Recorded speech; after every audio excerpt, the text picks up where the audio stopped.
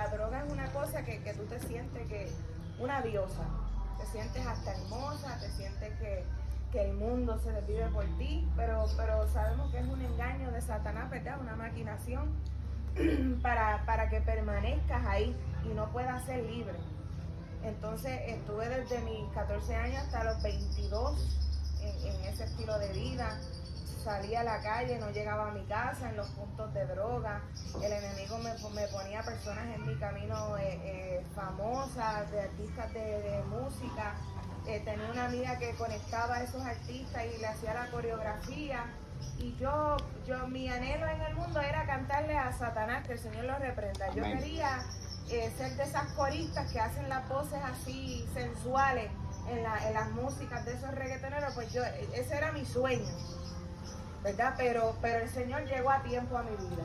El Señor primero me llamó con cuerdas de amor, me llamó a través de mi familia, a mi abuela le servía al Señor, pero yo no quería buscar a Dios porque las cosas de este mundo me atraían. Desde mi niñez fui maltratada psicológicamente, físicamente. Desde mi niñez traté de suicidarme a los 14 años, 2 veces intenté el suicidio, 2 veces estuve internada en un hospital psiquiátrico. La primera vez estuve 4 días, la segunda vez estuve 7. Veía cosas, ya yo no podía controlarlo, porque la droga es una cosa que te hace alucinar. Y Dios tratando conmigo, desde muy pequeña mis papás me pusieron en un colegio pentecostal, pero mis padres eran católicos y todavía pues no le sirven al Señor.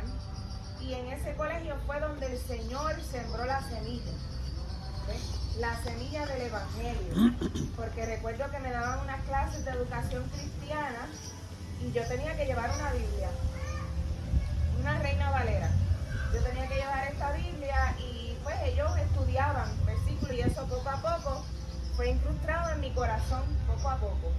Pero no tenía el conocimiento que más adelante, ¿verdad?, adquirí. Antes de los suicidios y de todo, visitaba la iglesia, pero la visitaba para escaparme de mi casa. Y decía a mi mamá, voy para la iglesia, y como quedaba más abajito de mi casa, salía y me iba caminando y luego me montaba en un carro y me iba. Y entonces no tenía ese conocimiento. Pero tenía ese temor y quería saber quién era Dios, porque no creía en Dios. A mí me gustaba mucho las cosas de las tinieblas, me gustaba la oscuridad, me gustaba estilo rockera, y yo estaba en toda esa cuestión, tenía la cuija, trataba de inventarme que si brujerías y cosas, y trataba de hablar con los demonios, y una cosa bien loca.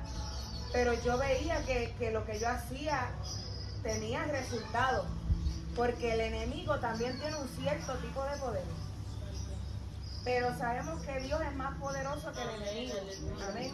Entonces, mientras iban pasando los años y yo pasaba toda esta serie de situaciones, el Señor trataba conmigo. Pero yo no quería buscar de Dios, porque yo era como una persona atea. Una persona que yo pensaba que yo había salido de la nada. Tenía como una rebeldía en contra de Dios, porque luego de todo este proceso a mi mamá le dio cáncer. Yo cogí como una rebelión con Dios por eso, porque yo decía, de tantas madres que hay en este mundo, escogiste a la mía para enfermarla de cáncer. Yo decía, ¿por qué? Si supuestamente tú eres un Dios de milagro, ¿por qué no haces un milagro en ella? Y luego que pasaron los tiempos, ¿verdad? Eso era porque Dios trata individual con cada uno de nosotros. Cada uno de nosotros tenemos testimonio. Y luego que Dios trató conmigo, pues trató con mi mamá, le dieron los medicamentos, Dios la sanó, pero no quedó igual, sus huesos quedaron frágiles. Ahora mismo, ¿verdad? Le voy a pedir que la presenten en oración, porque ahora mismo está encamada allá en Puerto Rico, y todo hay que hacérselo en la cama y que bañarla porque sufrió una caída. Y pues no puede pararse. Pero luego de eso, que estuve en los hospitales psiquiátricos, que estuve usando cocaína, ya llegó un punto en mi vida donde ya yo botaba sangre de mi nariz, sangre la excreta, ya yo no podía caminar por ahí, yo me sentía muy débil, y yo lo que le pedía a Dios era que me matara. Yo decía, llévame, porque pues, ¿qué yo hago viva? O sea, yo no, ¿para qué yo estoy viviendo si yo soy como como una bolsa de basura. Y Dios tratando conmigo. Y en ese transcurso, recuerdo que estaba con un compañero, cual es el papá de mis hijos, porque tengo 2 varones. Y recuerdo que yo le decía al Señor, si me das un hijo, yo no prometo que te voy a servir, pero voy a tratar de encaminar al niño que me dé en los caminos.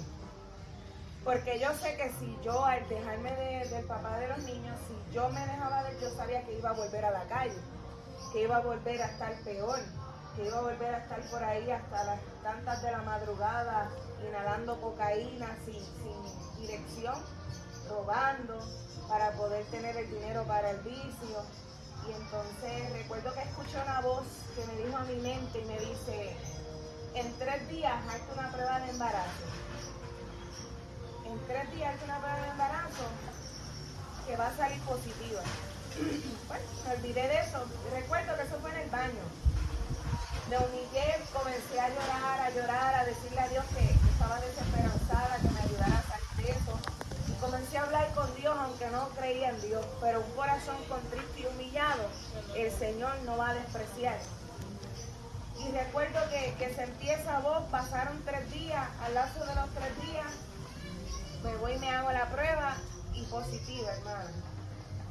Yo decía, no puede ser, yo no creía en milagros y estoy embarazada, ¿qué yo voy a hacer ahora? Y en ese momento yo tenía droga en mi cuerpo y tenía droga guardada, porque quería seguir inhalando y quería seguir fumando marihuana. Y recuerdo que yo dije, no, yo tengo que dejar esto, porque si yo estoy embarazada y tengo un hijo que está enfermo, ¿cómo yo voy a poder cuidarlo? Y recuerdo que paré y comencé a ir a la iglesia. Pero con todo y que comencé a ir a la iglesia, no me sentía que estaba completamente feliz. No sentía ese trato con Dios, no me sentía a gusto. Y vuelvo y me salgo. Visitaba, pero no de lleno. Y recuerdo que el Señor me puso a una sierva en el camino.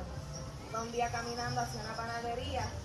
Y recuerdo que ese día que yo me deseé la muerte, recuerdo que el Señor, eso fue después que tuve a mis hijos, porque tengo 2. Cuando tuve a mis hijos, no le cumplí la promesa del Señor de comenzar a ir a la iglesia. Comencé a ir y me aparté. Pues después que ellos crecieron y todo, el Señor volvió a tratar conmigo por como quien dice, mira, la promesa que me hiciste, cúmplela. ¿Sabes? Como acordándome. ¿Y cómo lo hizo? Pues mis niños comenzaron a ver demonios y cosas. Y mis niños apenas tenía como 3 añitos. Y se desesperaba y me decía, mami, yo veo una mano. Y yo decía, pero qué mano, muchachito, si yo no puedo hacer nada. Pero yo sabía que era algo espiritual y yo no podía hacer nada. Pues le comienzo a hablar a Dios, comienzo a volver a hablar con Dios. Le digo, Señor, yo no sé qué está pasando, yo no puedo hacer nada, yo no tengo la autoridad, yo no tengo el poder para echar fuera lo que sea, porque no sé qué es lo que está pasando. Si quieres que yo vaya a una iglesia, muéstramela a través de un sueño o a través de una visión, para entonces yo ir y cumplirte lo que te prometí. Pues nada, hermana, no soñé nada ese día, me levanté desesperanzada otra vez, pero Dios hizo algo mejor que un sueño. Dios lo hizo físico, presencial, porque me voy caminando ese día a una panadería a desayunar, bien desilusionada, porque aparte de eso, por la desobediencia de no haber querido ir a la iglesia, el Señor trató conmigo poniéndome una plaga en mi cuerpo. El Señor a mí me dio una enfermedad en mi cuerpo que no tenía cura, que era herpes labial. El Señor a mí me había dado herpes labial. Yo decía, pues yo no sirvo, yo no puedo darle besito a mis hijos, yo no puedo darle de comer, yo no puedo hacer nada con ellos. Yo sufría, hermana, porque yo quería apretar a mis hijos, yo quería abrazarlos, yo quería sentirlos bien cerca de mí, quería darle de comer, y como eso se contagia, si la persona tiene una herida, eso es algo que se contagia bien rápido.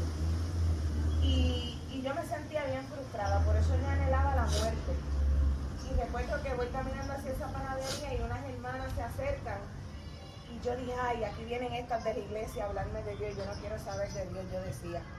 Yo seguía un rebelde y ciega, porque la palabra dice que el Dios de este siglo le ha cegado el entendimiento a muchos para que no les resplandezca la luz del Evangelio.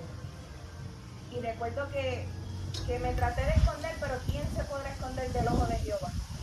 Si el ojo de Jehová atalaya toda la tierra. Y luego que ellas se me acercan, porque ya conocía a una de ellas del barrio de allá de Puerto Rico, luego que se